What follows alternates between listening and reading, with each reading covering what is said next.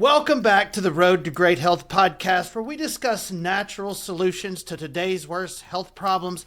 I'm Dr. Kevin Lenderman from South Louisiana, and I'm joined by Dr. Rob DeMartino out of Las Vegas, Nevada. Doc, what's up today? Doing well, man. Still getting warmer here, so I like it. Yeah. Well, Chris made a big gumbo for lunch today because it's like 60 degrees and cold here. So we had a bit. So if I fall asleep on you, just keep going. Fair enough. But it's a good reason. It's Yeah, a good for reason. sure. So listen, we were talking off air, and I did a social media post on POTS. And the crowd went wild, so to speak. I mean, I've gotten so many questions and people interested in this because we're seeing more and more cases of POTS, and there's less and less being done for these patients. Yeah, it's one of those things that it's existed forever. You know, it was a condition that we used to take care of way back in the day. But especially ever since COVID time, it's become a much more common problem. It's been a complication from COVID itself. It's been a complication from the vaccine of COVID. It's well documented. I'm not saying anything anybody doesn't know. But ever since then, and it was predicted. You know, we were predicting it. I was seeing experts predicting, like, we're going to have explosions of POTS. We're going to see these different types of cases. So what went from this, you know, enough people had it that it was problematic. Now it's kind of really been thrust to the forefront where a lot of people are struggling with these problems. Yeah, I had no idea. I mentioned it on one of my social media posts, and I was like, maybe we should talk more about this because obviously this is a concerning issue for a lot of people. Now, POTS is postural orthostatic tachycardia syndrome. And you know, the first thing that comes to my mind about that, Doc, is can we move beyond the word salad diagnosis already? I mean, can we stop just labeling what the patient has sitting in front of us and come up with some solutions? Some of these diagnosis word salads, it's like, yes, postural orthostatic, when you move, tachycardia, your heart races, and syndrome, you have other stuff with it. I mean, come on. I know, and you know what the frustrating thing is a lot of the times is I tell people all the time, like, look, there's most of the medical profession is going to be expert in diagnosis and expert in disease. But unfortunately, for the most of the time, not always, but most of the time, they are not expert in how the body works. So in order to really understand disease, you have to really be an expert in how the body works, because if you understand how it works, you understand how it falls apart. And then when you understand how it can fall apart and break down, then it's really kind of easy to come up with solutions. Because it's not a matter of always just managing the disease, it's trying to figure out what broke that caused that. But that's not what they do. And that's why you end up with these fancy diagnoses that got all these codes. It's really just insurance nonsense. But at the same, you know, they do that for that purpose. But at the same time, if you ask them, like, what causes this, they're like, but then you get people who, like a poor guy I sat with today who's had this problem for 10 years. And I'm like, this is like common sense. This isn't even doctor stuff, you know, but it's just never been explained to him because, oh, this is my diagnosis. So what? He's like, well, how did you know that? Because I'm an expert in how the body works and how it breaks down. That's what you need. And that's where you get out of all that stuff. Yeah, and you know, by me joking around about the name, I am in no way belittling these poor people that are suffering with POTS, because it is a serious, significant condition for these people. So I am no way talking about that. Like, this is a real thing. And you look up the symptoms of POTS, it's like pages long, right? And thank God they don't get all of them, but it is, oh my God, it is pages and pages of symptoms that they could have. It's horrible. Right. And so, you know, my point with talking about the names was, so like if you go into your doctor and you say, Doc, my sinuses are painful and inflamed, and he says, you have sinusitis. If you look itis up in the medical dictionary, it means painful and inflamed. So it's kind of like, oh, Doc, my sinuses are painful and inflamed. And he goes, your sinuses are painful and inflamed. Next. That's what I'm talking about. It's like, where are we going with this? Yeah, like you said, it is word salad. And and then obviously the next logical question is why? Right? Yes, I came in here and told you my sinuses are like that, right? So I need you to figure out why they're like that, not just give me a medication to stop them from doing that, to cover up the symptom, which is ultimately what they do. And POTS is drastically misunderstood. Very much so. And the big problem that I see with the POTS cases that I talk to and that I have consultations with is they go through cardiology as if it's a heart problem because of the tachycardia, because of the racing heart.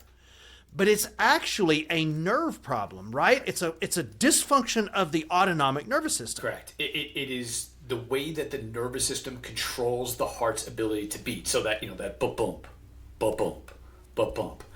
The variability of time in between the heart rates is controlled completely by your nervous system. Essentially, your nervous system sends a signal to your heart to fire off, and then it sends a signal to your heart to basically cancel that out. And with POTS, we do that incorrectly, and that's why you end up with the symptoms. But just treating the heart or looking at the heart, there's typically nothing structurally wrong with the heart. So they do all these tests, they do all these images, like, well, your heart's fine. Yeah, that's great news. We're happy there's nothing structurally wrong with your heart, but that's not where we're really expecting the problem to happen. It happens from the nervous system, but cardiology is not going to test that. They're going to do their job and rule out heart stuff. Great, good news. But then they have to step into neurology, but there's very specific testing in neurology that you have to do that I typically find that neurologists don't do, which is crazy because we do it.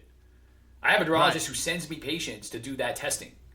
And I'm like, why don't you just get one of these? Like, you're a neurologist. Like, I'm happy to do it for you, but it's just baffling. Right. Absolutely. And for those of you guys listening, when we say the autonomic nervous system, that is the part of your subconscious nervous system that you don't have any control over. And there's two halves to it. One half is like the resting, digesting, happy, healthy, making hormones, sleeping, everything's fun and happy side. And the other side is emergency mode, fight or flight. And you cannot be in both.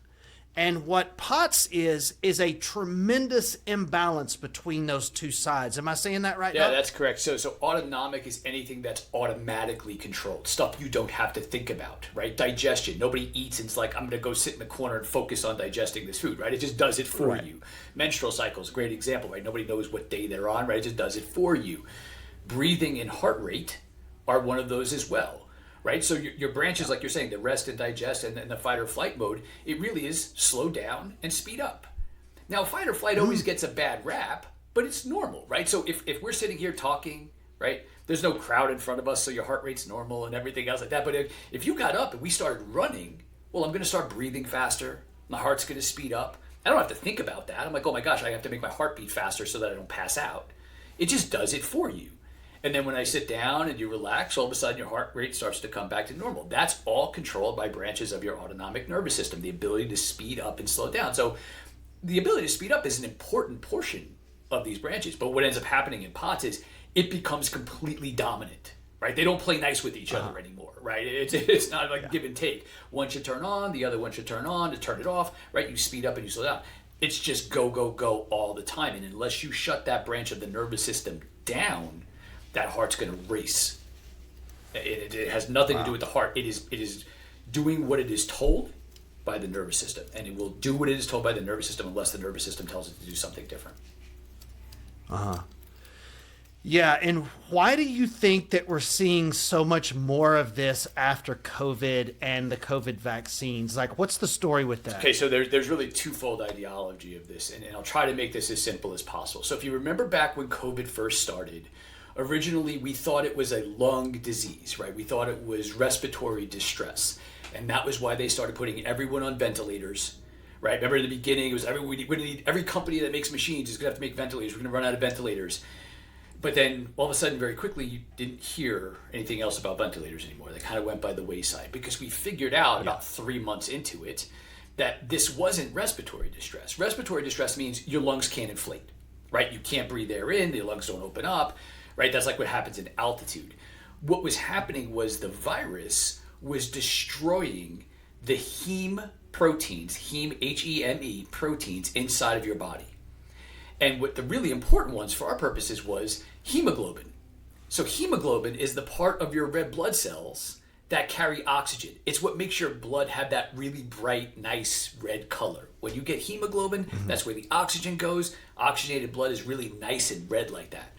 Well, COVID wasn't destroying the lungs, it was destroying the hemoglobin in the blood. So they weren't suffocating from a lung perspective, they were not being able to transport oxygen. So they were suffocating on a cellular level. So it was destroying those heme proteins inside the body. That was why it was such a paradox, because smokers did better with COVID than non-smokers, which is completely opposite things of what you would typically expect, right? Because you get this vibe. But smokers kind of have like slowly been suffocating themselves for a long period of time, so they tend to make more hemoglobin. So their hemoglobin levels are higher. So if you lost some of them, you still had enough. Where somebody who had a normal level of hemoglobin, if you lost it, all of a sudden you couldn't transport oxygen to other parts of your body. Think about this. You'd see this back in the day with diabetics. They would get gangrene, right? Their feet would get all black, and then you would get into amputations. We don't see that thankfully too much anymore. But at the same time, that happened because they wouldn't be able to get the oxygen to those distal parts of their body. So the COVID would destroy the heme proteins. Your mitochondria, the parts of your cells that make energy, they have heme proteins as well inside of them. So it fries your mitochondria. When you fry these heme proteins, it triggers a reaction in your autonomic nervous system because of the way that your body can use oxygen to go into that fight or flight mode. So, and even with COVID, on top of that, the same nerve pathways that caused everyone to lose their sense of taste and smell. Remember that? Remember the original strain? Like, I can't taste anything, I can't smell anything. And sometimes for people that would linger for years, it would follow the same nerve pathway to get to their brain. That same nerve pathway is the same pathway that causes POTS. Wow. So we saw this constant pattern happening over and over again. And now, with people who are getting vaccinated, we're finding they're having still very, very high levels of spike protein still in their system, or even people who had pretty significant COVID infections at the time who may have immune compromise. But it's those breakdowns of those heme proteins that has to get repaired in order to then be able to reset the nervous system so that it doesn't tell the heart to race and it gets us out of that fight or flight all the time. That's so fascinating. Yeah. Speaking of spike proteins, I had one that was 14,000 yesterday. Yeah, I had a doctor send me a test results that he asked me to consult on, and the result was greater than 25,000. It just so I don't know. It could be 26,000. It could be 126,000. But all we know is, and again, the science is a little bit not agreeing on this, but during COVID, if that number was 1,000, you were considered to have a significant COVID infection, and you should probably go to the emergency room. And now we're consistently seeing people. I consistently see people between 15 and 22,000 is my range for people, especially if they've been vaccinated. Yeah. Now we're talking about blood tests for spike proteins Correct. here. The same spike proteins that everyone talked about during COVID, we're still finding them in people, and we're talking about hundreds of times the normal level. That's what we're discussing when we say spike proteins. And that will continually, you can now do a blood test. Correct, and it will continually damage those heme proteins, which keeps you in that spiral, which is why the body can't reset itself, right? So sometimes if that's out of there, now again, to be fair, sometimes that's not in there, and the infection actually created that problem, but then the nervous system can't reboot itself, right? So sometimes you shut down, you do Control-Alt-Delete, you shut down some programs on your computer that aren't responding in the background, and it starts to work normal. Sometimes you shut those down, but the computer's still kind of acting funky. You have to do like a complete hard reset. Sometimes we have to do the complete hard reset as well. But I'm amazed that people are coming in and showing me lab work. They have diagnoses of POTS. They have every symptom of POTS, and they found it online. And I'm looking at the blood work that they bring me, and what are they saying about this? Oh, nothing. They're not saying anything that your hemoglobin is trashed or that your whole M series is screwed up on these. I'm like, it's like sitting there, right? I didn't run it myself. Like, this is the answer. They just don't know that's where the answer comes from. Because again, they don't understand how the body works, so they don't understand how it falls apart. Yeah. Right? They're just trying to medicate. And so on our POTS patients, that's why we check spike proteins, we check hemoglobin. But the other really important thing we test is we test this autonomic nervous system balance through a test called heart rate variability, which like Dr. Rob was just saying is really an amazing test. Talk a little bit about the HRV testing, Doc. Yeah, so a lot of people know heart rate variability now because a lot of times the watches and stuff will say, oh, my heart rate variability is this. But really what we want to see, what sets a lot of the really good heart rate variability, the stuff that you'll get clinically versus the stuff you'll get from user home devices, we need 3 points of data, right? We need, how does that nervous system work when you're at a point of rest? How does it react when we stress you? And how does it recover from that stress, right? So it's a big difference between just getting one number, like, oh, my heart rate variability number is, 55 or whatever it may be that you see on like some of the watches. That's great. And a lot of my patients start fine, but then when we stress them, it takes a rocket ride and the system completely freaks out. Now, you'll never see that if you're only measuring it at rest. But all of a sudden, Right. that's what POTS is, right? You changed position, right? You stress the system on some level. Like, ever hear people say, oh, hang on, I stood up too quick. I feel a little dizzy. I see the spots. They say they got up too fast. What it means is their heart rate variability didn't work. The nervous system didn't work correctly. People who can get up and run without having any of that, that autonomic nervous system is functioning appropriately. But if they take off or they can't recover, those things will create very specific patterns that looks like POTS. And the machine that we use actually on the diagnosis page says patient has POTS. Right? It just says POTS. So I know when I taught that for years, even before COVID, was say, hey, look, this is a pattern. You'll see it. It looks like POTS. Some of my patients come in and they have all the symptoms of POTS, but it's just not exactly right on the HRV to be diagnosed as POTS, but they're going to have every symptom of POTS, and you treat it the exact same way and it fixes. Right? It's like looking at blood work and they're saying, oh, at a level 99 you're fine, but at 100 you're diabetic. Right? And come on, you have to use a little bit of common sense there with that. So you'll see the pattern and it looks very, very clear as day, and they'll be shocked. They're like, I thought I had this. I'm like, yeah, look at the pattern. I drew it out for them before. I was like, hey, when we do the heart rate variability, this is what it's going to look like. This is what it's going to look like. If you have these type of symptoms, this is what it's going to look like. So it is the standard diagnostic test for this. The test has been around for 45, 50 years. It is not a new test. In the traditional medical sense, they use that test to see if somebody if their heart is failing. There's other uses for it in our world when you're talking about optimizing function, but in the traditional medical world, they look at it to see if the heart is going to fail. But frankly, and this is terrible to say, they don't really care about that because they're not going to do anything to stop your heart from failing. They're going to wait till it fails, and then they're going to try to save you, right? Because it's crisis care. Right. And it's great. If you get to that point, they got the best crisis care in the world. Go there, they'll save you. But if you want to not get there, that's what heart rate variability data gives you, is we're watching somebody go through the cycle of where they're going to end up. And it's really measuring the ba-boom, ba-boom, ba-boom, the variability of time between their heart rate. That's where the ideology of heart rate variability came from. And the guys who created that, it's a really a cool test. Yeah, it's been around for. That's why we take reading laying down. We have the patient stand up, and then we have them sit down and recover, so we can see what their nervous system is doing to control their heart in an actual change of position. Seems like that would make sense to do with POTS patients, right? We change their posture. That's the problem they're having. Right? We change their posture and we measure the tachycardia, but we can see exactly the pattern of what nervous system dysfunction happens that will cause that. And then now, in the ideology of using frequencies and things like neurofeedback, we can train the nervous system to basically not do that. Now, again, we still have to get to the underlying causes. If we have to fix mitochondrial stuff, if we have to fix hemoglobin, if we have to fix any of those heme proteins, we have to do all of those things as well too. Sometimes there's circulatory stuff with that. There's low oxygen in the blood. There's other things to make sure.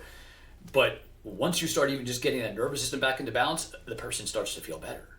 Right? It's amazing. And again, thankfully, they start to feel better very quickly as we're allowed, and that buys us time to allow us to start fixing the problem. But the patterns, like we talked about with thyroid, right? So much of being a good clinician is recognizing the patterns. Patterns for POTS are really obvious when you do the right testing. It's just not a test that is traditionally done medically, despite the fact that it's a medical test and been around forever. Yeah. So if someone like they say, I got up too fast and I got dizzy, that is sort of like a minor case of the same thing that POTS is. POTS is just much more severe of a situation of the same thing. Yeah, it's like driving without brakes. You do a simple action. It's like driving your car, and all of a sudden you're picking up speed, and your brakes aren't working, and all of a sudden you're going really, really fast, and there's no reason to be doing that if you could just brake. Your nervous system has brakes built into it. That part can brake, and all of a sudden now you're off to the races with the most simplest of things. I always tell people, look at the reaction of stress that your body had on this HRV, and all we did was stand you up. Right? This isn't we're not putting you on a treadmill. We're not chasing you with an axe. Right, we're just standing you up, and your nervous system completely freaked out. Right, so of course it's going to make your heart go too fast. We have to install brakes, and once they're installed, then it will stay that way. Yeah, I had a patient just this morning that I saw. She's a 13-year-old girl, and she had some sort of an ankle injury where she had surgery, and then right after that she got an infection from that surgery, and now she has compartment syndrome compartment pain syndrome in that ankle and POTS with it. But she also had a history of like cytomegalovirus and, several other things. And so the thing that I want people to realize is that the condition that your health is in today is not an accident. It's a culmination of all of the damage and trauma and uncorrected problems that you've been through really from birth or before birth. And now your body has dug a hole and you just can't get out of that hole. Your body just can't dig itself out of a hole, so you feel stuck. It doesn't matter what you call the hole. You could call it holitis, but that's not going to dig you out of this hole. And so when we talk about these different techniques, it really is, what does the science say about digging your health out of this hole and why it's gotten there and what we can do about it? Yeah. Makes sense? Oh, yeah. I mean, I always tell people, my job is to catch you up, right? We're behind the eight ball. My job is to catch you up, and then I will teach you how to stay in front of it, right? So that you don't need me, right? My job is to obsolete myself, but I got to catch you up because the gap has now gotten too big, right? So some people are like, I don't know what happened. Like I was okay and then I wasn't. The gap just got too big, right? Now your body can't jump it. Your body goes, oh, we're in trouble. We better go into panic, fight or flight, crisis type of mode. So we're just trying to catch up in between there. And there's, we talked about COVID and I don't want to blame everything on that. Like POTS existed way before COVID. There's lots of different causes. Certain acne medications can create POTS. Right, so there's lots of different medications that can create POTS. There's certain infection things, viral stuff especially, can create POTS. People who have hypermobility syndromes, like so people who are double jointed or extremely flexible. You can bend your fingers back, you can bend your toes, your elbows hyperextend when you open that out. They will have that because they're so flexible. They tend to traction the nerves that are involved with POTS, and they'll trigger a POTS episodes. People who get like any kind of reason, you can have dysautonomia, which is basically a dysfunction of the autonomic nervous system. And again, that was a term that nobody used, and now I'm amazed because I have people coming in and they fill out on the form what they're wrong when they want me to talk about it. I have dysautonomia. I'm like, man, 10 years ago nobody knew what that was. Like now it's that people are actually putting, and there's giant non-for-profit foundations that talk about this, but they're like, oh, there's no options for it. I'm like, are you kidding me? There's plenty of options for it. But again, this is a functional neurological problem. It is not a pathology. Right. It is not a structural problem. You will not see it on an image. Right? I get people all the time say, well, they did imaging on me. There was nothing there. That's great. It's not a structural problem. It's great that we ruled that out. You don't want it to be a tumor or, God forbid, something terrible like that. That's great that they ruled that out. It just means it's not working. So it's not structural. Right. It's functional. Right. But they don't do functional. I do functional. I don't really do structural. They do structural a lot of times, right? If there's something pressing, right, we got to deal with that. So at the same time, but they leave stuff because they don't tell them the other side. They say, well, there's nothing wrong. No, there's nothing structurally wrong. But functionally, it's not working. That's why HRV is such a powerful test, because it shows the function, and it shows the function through 3 phases of activity, right? And again, when we look at blood work, you have to read between the lines. It's not just do you have enough, is it working properly? Right? There's a certain amount of things like there's enough of it in your body, but does it work? Those are two completely separate ideas. And especially with POTS is 100% within our wheelhouse. I mean, this is what we do. POTS is so perfectly suited for, functional stuff like what we do, because it like you said, it's 100% a functional problem. It's our wheelhouse. They've really got nothing for it, and they don't even measure it. And so I'm real glad that we're getting to talk about this, because this fits the type of work that we do so exact. And we have, with the HRV testing, we can actually prove, yes, this is what you have and this is why you have it. It's really cool. Yeah, and I get a little bit up in arms, as I do about a lot of things in healthcare, when I watch influencers, and I should probably heed some of my own advice, right? Take my heart rate variabilities because see my stress rates go up. Right. But I see a lot of influencers like, oh, take this supplement to help POTS and all these things. Even the medications that they give you, for POTS, they don't even work directly on POTS. It's a side effect of the medication sort of alters that branch of your nervous system to kind of function normally. So it's not even a direct effect of that medication. It's a side effect. They're prescribing a medication for the side effect in order to help POTS. And when I hear influencers talk about, like, oh, you take these supplements and things like that, look, it's not that nutrition is not important, but this is not a nutritional problem. Right, it's a neurological disorder, right? So taking vitamins to try to stimulate your nervous system, like I said, when you say it's in our wheelhouse, you have to directly be able to repair these heme proteins. You have to directly be able to influence the nervous system to work properly. You're not doing that with vitamins alone. Like maybe in a couple of lucky cases, yeah, right? Nothing's 100%. But 80% of the time, at the very least, that's going to fail because you need to be able to handle the nervous system. You need to be able to handle all these parts. And it's not going to come in a single solitary bottle, whether that's a supplement or a pharmaceutical. And the pharmaceutical is just, again, treating side effects, which is wild. Right. And when you're dealing with the brain and nervous system, it can get complicated. You know, I had somebody comment on one of my POTS. Well, I was talking about POTS on one of my social media things. And, you know, of course, you get that guy that's just heal the gut, and the POTS will go away. Oh, man. It's like, man, I wish it were that easy. Come on, this is a nerve imbalance. This is an autonomic nervous system. The gut may be off for the same reason you have POTS, but you're not going to take enough gut support to solve this serious of an imbalance in the autonomic nervous system. If your autonomic nervous system is dysfunctional and you manage to somehow fix the gut, which doesn't really go together, the autonomic nervous system dysfunction is going to make your gut dysfunctional again later. So guess what you have to do? You have to do it forever. Anytime somebody says, just do this, the hairs on my neck kind of stand up because, like, I wish the human body was that simplified, right? It's usually a much more make our job so easy. Oh yeah, I mean, I would be in and out of here in no time. I would have to study and do all these different. We could just call it in. Yeah, just do this. and again, every once in a while, there are these problems that are not that complicated. POTS, for certainly, and some of the other things we talked about, do not fall into that category. It's a multifactorial problem. It takes multifactorial ideology in order to get it better, but that does exist. But that oversimplified ideology of it becomes really, really problematic. And that's where people end up with, oh, I've had this problem for 6 years. What are you going to do about it that's any different than somebody else? Well, I don't do anything what everybody else does. Because what would be the purpose of coming to me, right? You go see them. Like, if you're going to do the same thing that the last guy did. But you never hear anybody that tell a story like, oh, I was sick for a really long time, and then I found this conventional medicine doctor, like, within my insurance, and he fixed me. You never hear that. Maybe every once in a while, but you never really hear that story. You always hear, I was in that box forever. I finally stepped outside, and I found answers outside that box. If there was an answer for it, they would do it for you. They would do it right off the bat. It would be, again, a simple enough thing. It is not what it is. It's not as, syndrome makes it seem like A plus B equals C. That is not what POTS is. Right? There's multiple different patterns. There's multiple different causations.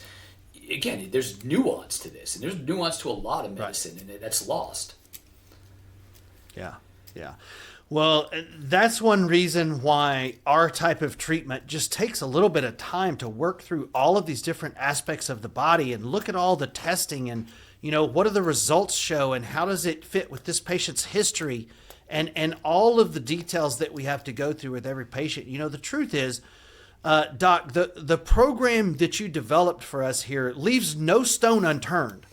I mean, there's nothing we don't evaluate to see if it's part of the problem. And so it's just such a cool thing to be a part of that. So, Doc, in closing, let's talk about some of the things that could cause the body to go into this sympathetic overdominance, into this POTS, and sort of run out of control. And I mean, I know things like, infections, and there's all kinds of things. Give us a list of 4 or 5 things in closing that we would want to look for with a typical POTS patient that might be of help. Yeah, so we talked about the COVID stuff, right? COVID vaccines, bad COVID cases back in the day. Obviously, stealth infections like virally stuff can definitely play a potential role in some of those different types of things. Some medications can kickstart it on its own, right? So some medications kickstart its own. But to go back around stuff that we've already talked about before, when we go back and listen to the podcast we did on electromagnetic fields, remember what electromagnetic fields do? They stimulate your sympathetic nervous system, your fight or flight nervous system, for no reason. So it is entirely possible that if you get exposed, I had a guy who got a diagnosis of POTS, and when I asked him why, his job was, he was an IT guy. He sat in one of the big casinos in a tiny closet-sized room, completely surrounded by servers, and he sat right in the middle of them. He's like, I didn't have the problem until I started working this job. Uh-huh. That's why I asked about that. He's like, why are you interested in what I do? Right? Electromagnetic fields. Chronic exposure to blue light destroys heme proteins. Excess exposure to alien light, fluorescent LED bulbs. Blue light destroys heme proteins. Right? Red light restores them. Blue light destroys them.